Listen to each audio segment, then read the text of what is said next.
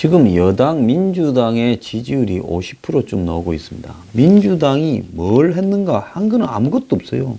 지도부가 있는 게 맞는지, 청와대에 무슨 여의도의 출장소도 아니고 여의도의 휴게소 정도 되는지 아무런 존재감이 없고, 여당의 지도부나 중진들이 정치 현안에 대해서 말을 하고 있지 않고 있고, 문 정권에 대해서 여당으로서 하고 싶은 이야기나 뭐 견제나 충고나 또 여러 가지 협의는 고사하고 아무것도 단 한마디도 지금 문 정권에 대해서 불편한 소리를 하는 여당을 보지를 못했습니다.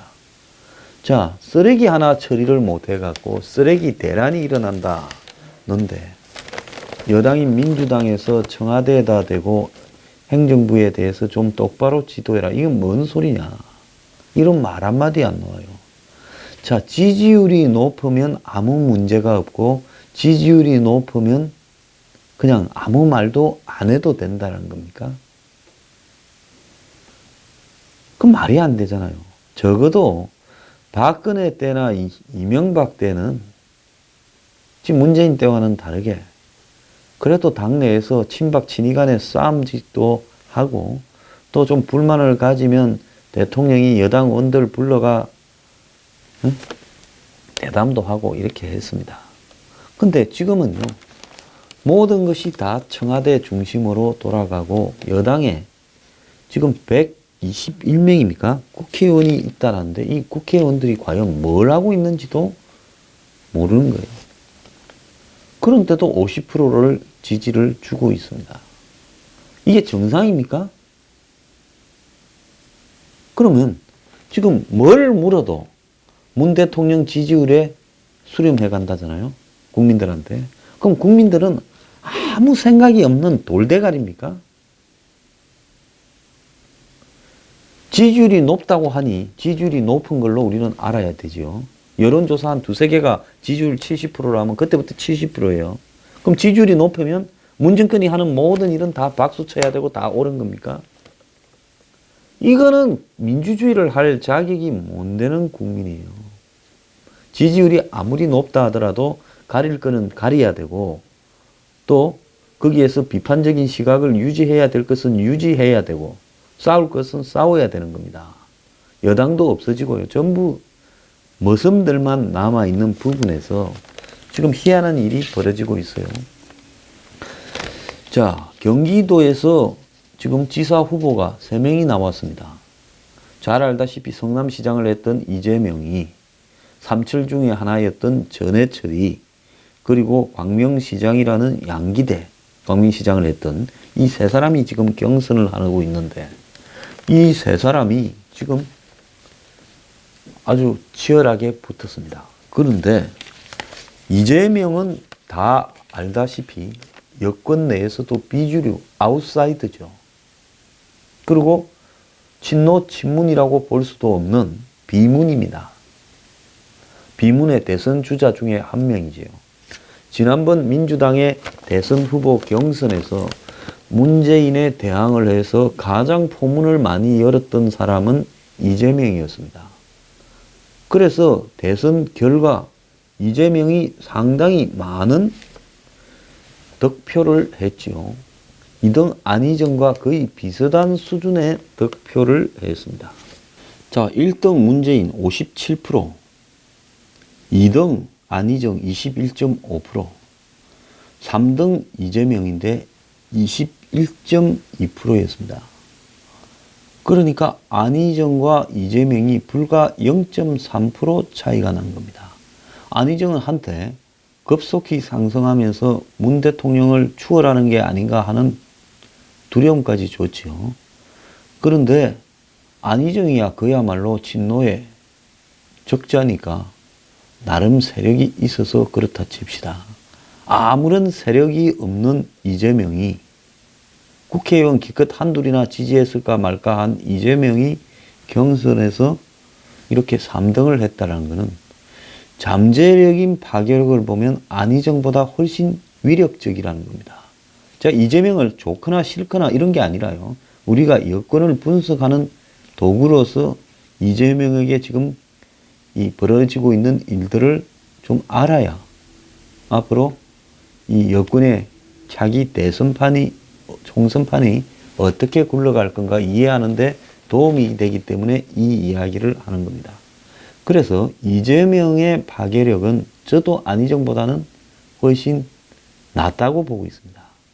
왜 그런가 하면 안희정은 중도로 포용성이 있지만 이재명은 그야말로 좌파라는 사람을 똘똘 뭉칠 수 있는 그런 이 파괴력이 있어요. 지난 대선 경선 때 이재명이 문재인의 삼성 문제를 들고 왔어요. 유착 문제를. 굉장히 문재인을 곤혹스럽게 만들었었습니다. 자, 그런데 지금 안희정이 이번에 미투로 제거당했지 않습니까? 저는 안희정이 제거되는 과정에서 벌어졌던 일, 그건 안희정이 잘못한 것과는 별개로 너무나 부자연스러운 일들이 많이 있었다는 겁니다.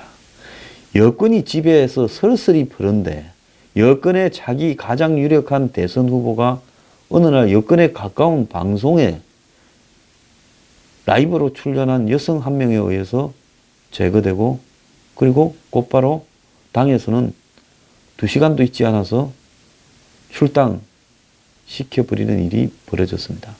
제가 그 여성이 음모가 있다 이런 이야기를 하는 게 아니라요.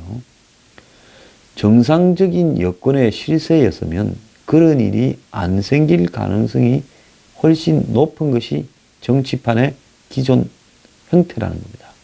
지금 정치판에 있는 사람들의 비리, 뭐 여자 문제부터 시작을 해서 뭐 돈이나 이런 치명적인 비리들을 누군가가 공개하기를 언론에 나가서 생방송으로 하면 정치판에 국회의원 300명 중에 무사할 사람이 50명이나 되겠습니까? 다 집에 갈 거예요. 그래서 그런 일이 안 생기는 것이 기존의 정치판의 일종의 불문율에 의한 담합인데 특히 여권이고 힘이 셀 때는 잘 안 생기죠. 야권이 되어가 힘이 약할 때 그런 일이 생긴 일이 많죠.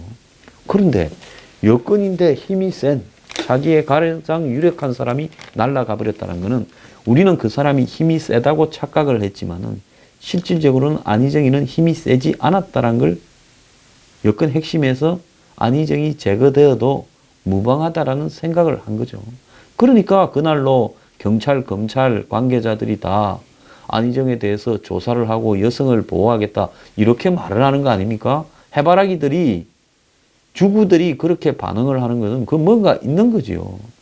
자, 그런데 지금 이재명에 대해서 지금 겉으로 지지율로 보면 이재명이 20몇 프로 이기고 있어요. 압도적으로 리드를 하고 있습니다. 그런데도 불구하고 당 내부의 새는 전해철이 거의 모아가고 있어요. 이재명 진영에 사람이 하나도 안 모인다는 겁니다. 뭐 국회의원이든 시의원, 도의원이든 군의원이든 기초광역의원이 다 도망갔다는 거예요. 이거는 뭔 말이냐. 정치하는 인간들은 그래도 동네 기초의원만 해도 지는 정치적인 감이 엄청 빠르다는 인간들이 그런 거라도 합니다. 그럼 이 사람들이 봤을 때 파는 이거 아니다. 그걸 어디서 봤어요? 어디서 한번 봤잖아요. 안희정이 날아가는 데서 봤지요. 학습 효과가 있는 겁니다. 실세 그거 아무것도 아니구나. 다음 대선은 돼봐야 아는 거지. 권력의 뜻에 복종 안 하면 나도 날아가겠다. 전부 그런 거예요. 그래서 지금 전해철이하고 양기대 두 사람이 미투를 검증을 하자고 이재명에게 제안을 했다는 겁니다. 그러니까 이재명은 대답할 가치를 느끼지 않는다면서 그냥 침묵을 지키고 있어요. 지금 자기가 1등을 하고 있는 마당에 시끄러워지는 걸 원하지 않아서 시간, 킬링 타임만 하고 있는데 6월 13일까지가 굉장히 먼 길이죠. 이재명은 하루가 일각이 여삼추라는 말이 실감을 할 만큼 길 겁니다. 지금 압도적인 지지율 1위를 달리고 있는데 이 압도적인 지지라는 것은 경기도민들의 지지인데 근데 당에서 투표해서 과연 그렇게 될 건가? 더 나아가서 나를 그때까지 살려놓겠는가 하는 부분에 이재명의 두려움이 지금 극단적으로 있을 거라고 봅니다. 지금 민주당의 지지율이 높다 하니까 국민들은 모르는 거고, 그러다 보니 누가 나와도 남경필은 이긴다 하니 3명 중에 이제 3명 중에 당의 후보 되는 사람이 그야말로 당선된 거다, 이렇게 생각하고 싸움질을 하는 거죠. 오늘 아침 중앙일보에 이재명의 이런 곤궁한 처지가 지금 잘 나와 있습니다. 3월 10일에 아주대에서 전해철이 북콘서트가 있었는데 여기에 이재명도 전해철이 북콘서트에 가서 앉아 있었던 모양이에요. 예의를 갖춘다고. 김진표 의원, 수원의 지역구고 부총리를 했고 사선이고, 그렇죠. 마이크를 잡고 이재명 앞에서 말을 했다는 거예요. 민주당은 미투로 어려운 행편입니다. 이번 6.13 선거에서 도덕성이 높은 후보를 선출합시다. 여기 있는 정치인 중에서 도덕성이 가장 높은 사람이 전해철입니다. 이는 옆에 있는 이재명은 미투 운동에 관련해서 도덕성이 없다는 말하고 같은 이야기를 이렇게 앞에 앉혀놓고 잘 못해요. 원수지 않겠습니까? 이재명은 저 김진표 언젠가 내 너를 그냥 두지 않으리라 생각을 하게 되겠죠. 그런데 그런 말을 상대가 앞에 앉혀놓고는 제일 앞자리에 앉았을 거 아닙니까? 못하지요. 왜? 나 뜨겁기도 하고 한 사람을 죽이는 건데. 그런데 이런 말을 한다는 건 뭐겠습니까? 자기가 하는 말에 실패 확률이 없다라는 확신이 드니까 하는 거죠. 이재명이가 혹시 경기도 지사 후보가 돼가 후보 되면 당선되겠죠. 당선되면 이제 어떻게 이제 대선 후보가 될까요? 대선 후보가 되면 나중에 이재명이가 행여나 대통령이 되면 김진표는 살아남겠습니까? 그런데 끄리낌 없이 하는 거는 뭐예요? 안 된다라는 확신이 있어서 그런 겁니다. 이재명 얼굴이 벌겋게 달아올랐다는 거예요. 자, 그런데 이 북콘서트에 민주당 원내대표, 전 국회 부의장, 현역 의원 45명, 민주당 소속 경기도 의원 60명, 그리고 경기도의 지방자치단체장 10명 등이 10,000명이 왔다는 거예요. 뭔 놈의 북콘서트에 10,000명이 왔는데 그 10,000명 중에 현직 의원이 45명, 원내대표까지 포함해서. 그 다음에 도의원 거의 대부분이 오고 단체장도 오고. 저도 뭐 어마어마했다고 들었습니다. 자, 그래서 전해철이한테는 지금 경기도에 민주당 의원 40명인데 그 중에 30명이 전해철을 지지하고, 도의원 65명 중에서 53명이 지지하고, 지역위원장, 그 지구당 위원장 80명 중에서 60명이 지지를 선언했다고 합니다. 이쯤 되면 그야말로 전해철이가 싹 쓸어버린 거죠.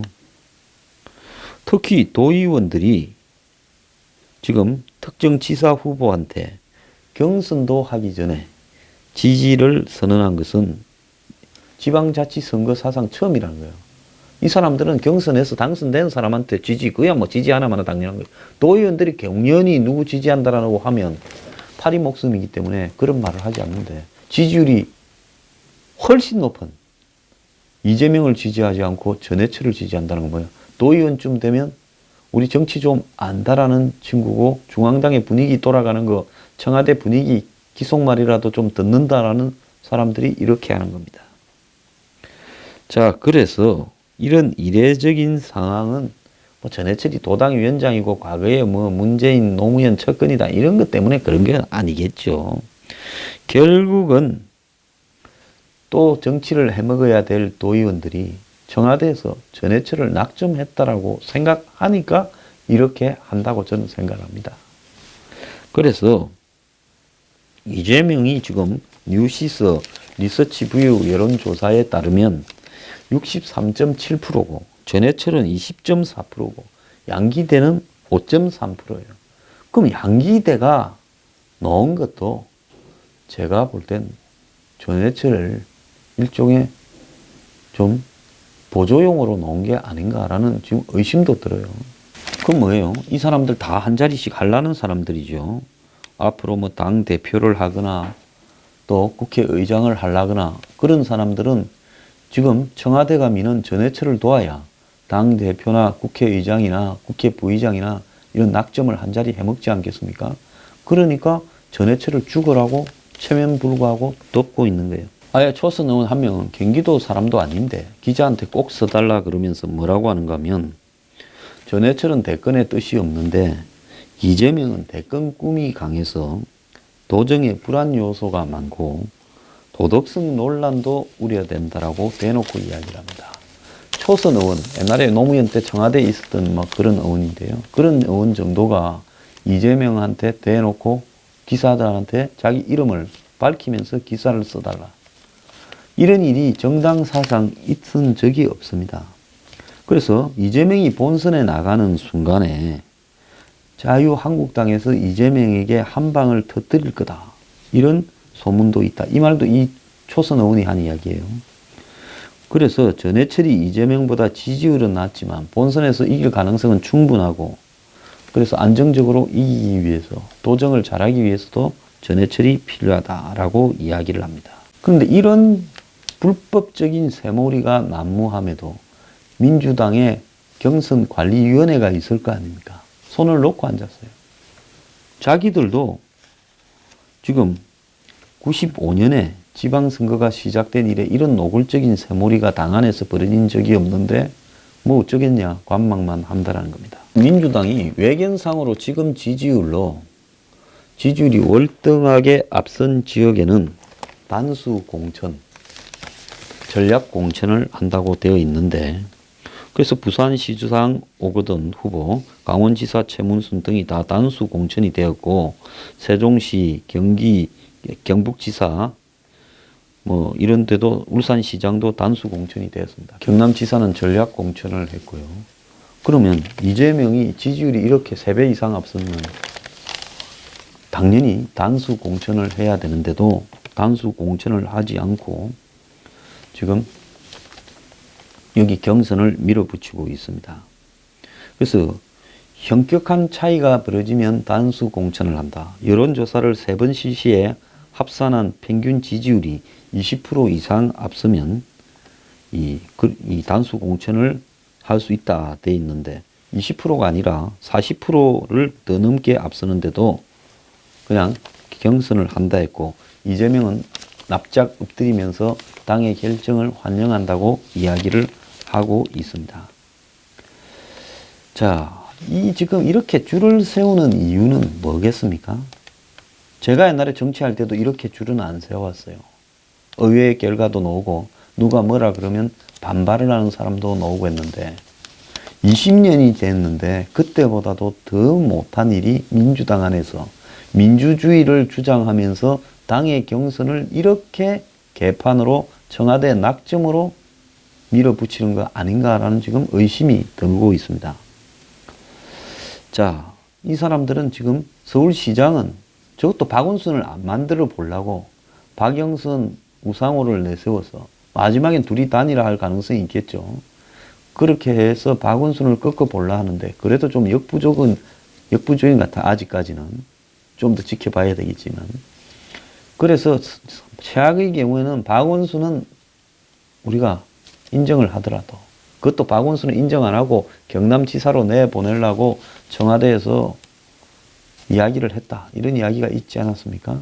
이거 다 누가 관장하겠어요? 요즘 제일 높은 사람이 다 관장하는 거 아니겠습니까? 청와대에서. 경기도는 이건 무조건 날려야 된다. 왜? 경기도를 확보해야 경기도지사가 앞으로 비문의 대선 후보가 된다. 이런 이야기를 할 수 있겠지만은 솔직히 말을 하자면 경기도를 확보해서 이 진문의 대선 주자를 확보하겠다라는 의도라기보다는 일단 자기의 유력한 안희정이 사라지고 나면 이재명이 더 가장 유력할 수 있죠. 이재명의 박은수는 경선에서 중간에 포기했지만 이재명은 끝까지 뛰어서 안희정하고 비슷한 득표를 했어요.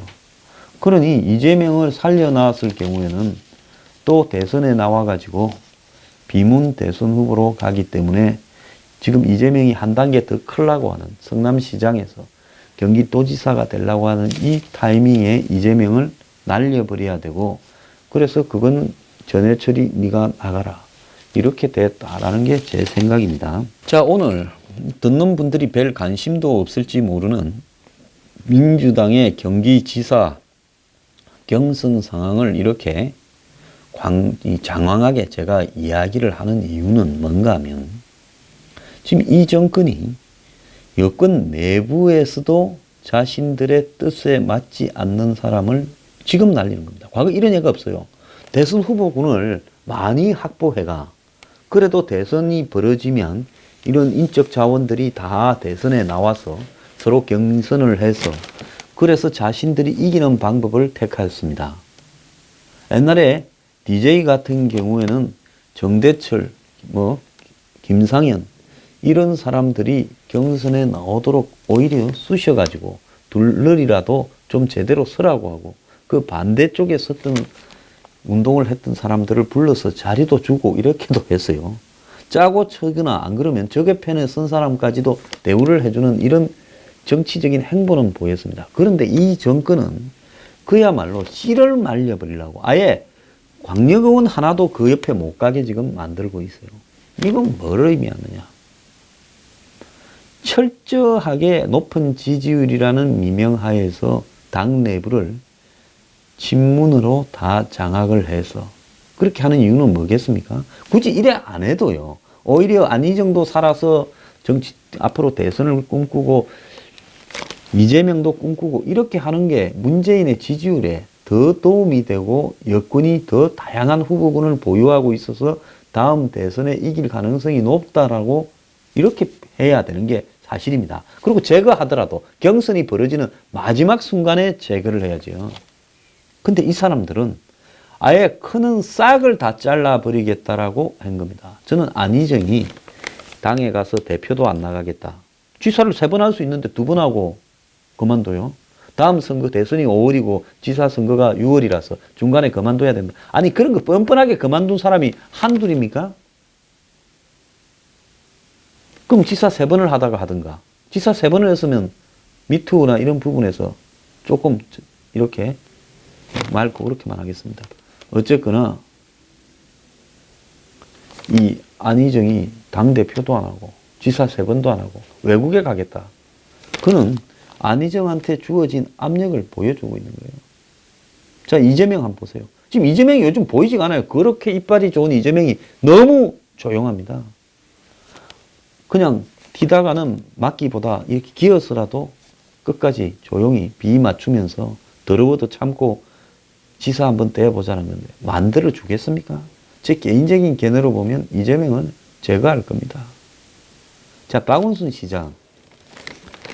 저도 지지율이 조금 더 올라가면요, 박영선이나 우상호가 둘이 단일화 시켜서 박원순을 꺾거나 뭔가 또 튀어나올 가능성도 아직도 배제할 수 없어요. 문제는 박원순을 교체했을 경우에 딴 데로 넘어가게 되면 박원순을 교체를 못하겠죠. 그런 의미에서 보면 안철수가 나온다고 하니까 박원순 시장은 안철수한테 또 신세를 진 것 같아요. 안철수가 안 나온다고 했으면 오늘 아마 안철수가 서울시장 출마 선언을 한다는 모양인데 박원순이 교체됐을 가능성도 저는 있다고 봅니다. 근데 안철수가 나오니까 박원순이 아닌 박영선이나 우상호를 가지고 안철수한테 되겠습니까? 물론 한국당의 김문수 전 지사도 나온다는데요. 쉽지 않은 상황이 현실입니다. 그런 상황에서 보자면 저 박원순은 참 운이 좋다라고도 볼 수 있을 것 같아요. 자, 이런 상황에서 지금 그런데 박원순한테 민주당에서 요구하는 것은 뭔가 하면 다음 대선 안 논다고 이야기하라는 걸 요구를 하고 있어요. 자, 그래서 문 정권이 자기에 대해서 누군가 꿈을 꾸고 있고 그 사람이 개헌안에 대해서도 4년 중임을 이렇게 넣은 겁니다. 근데 한국적인 상황에서 4년 중임을 하게 되면 처음에 당선된 사람이 대통령 4년 할 때 어떻게 하겠습니까? 권력기관을 동원해서 상대방의 야당 후보나 당 내부의 경선 주자들을 다 죽여버리고, 그러고는 그 죽이는데 열중하겠죠. 초반 4년에. 그래서 무조건 8년을 가는 방향으로 될 거다라는 거죠. 한국적인 상황에서 대통령이 4년하고 그만두는 일은 없을 거라고 보입니다. 그래서 차기에 문재인 정권의 이 계획대로라면 무조건 8년 하는 거예요. 이제 대통령 임기가 8년 되는 거예요. 그리고 앞으로 대통령 후보 하려고 하는 사람들은 깜빵 가기가 거의 확실한 거예요. 그리고 검찰 뭐 이런 거는 더 똘마니가 되겠죠. 경찰이나 검찰은. 그래서 법치주의를 왜곡하는 4년 중임제가 옳은 거냐. 이 부분도 우리가 참 잘 생각을 해봐야 될 필요가 있다는 겁니다. 제가 볼 때 이렇게 다 라이벌 죽이고 4년이 아니라 8년짜리 대통령 개헌을 하려고 하는 사람 누구라고 생각하십니까? 제 방송을 듣는 분들은 이름을 한번 적어보세요. 다 잘 아는 사람일 거라고 봅니다.